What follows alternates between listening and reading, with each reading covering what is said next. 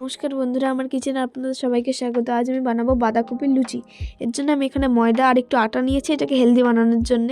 এখানে আমি একটু ঘি নিয়েছি, আর নিয়েছি নুন, আর নিয়েছি একটু চিনি, আর নিয়েছি বাঁধাকপি বাটা। ওর মধ্যে একটু জল দিয়ে আমি এটাকে মেখে নেবো। মাখা হয়ে গেলে আমি এটাকে লেচি মতন করে নেব। লেচি মতন করে নিয়ে আমি ওর গায়ে একটু সাদা তেল মাখিয়ে তারপর ওটাকে বেলে নেব। বালা হয়ে গেলে আমি সাদা তেলে এরকম করে ফুলকো ফুলকোভাবে ডোবা তেলে ভেজে নেব।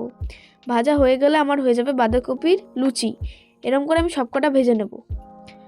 আমার ভাজা হয়ে গেছে। এবার আমি মিষ্টিকে খেতে দিয়ে দিয়েছি। ও এখন এটা খেয়ে বলবে যে কেমন হয়েছে। ও এখন খাবে। আমি এখানে ওকে ছোলার ডাল আর দুটো রসগোল্লা দিয়েছি। ও প্রথমে লুচি আর ছোলার ডাল দিয়ে খেয়ে বলবে কেমন হয়েছে। খুব ভালো হয়েছে, ওর পছন্দ হয়েছে। আপনাদেরও যদি এই ভিডিওটি পছন্দ লাগে অবশ্যই লাইক, শেয়ার আর সাবস্ক্রাইব করবেন বন্ধুরা। বাই বন্ধুরা।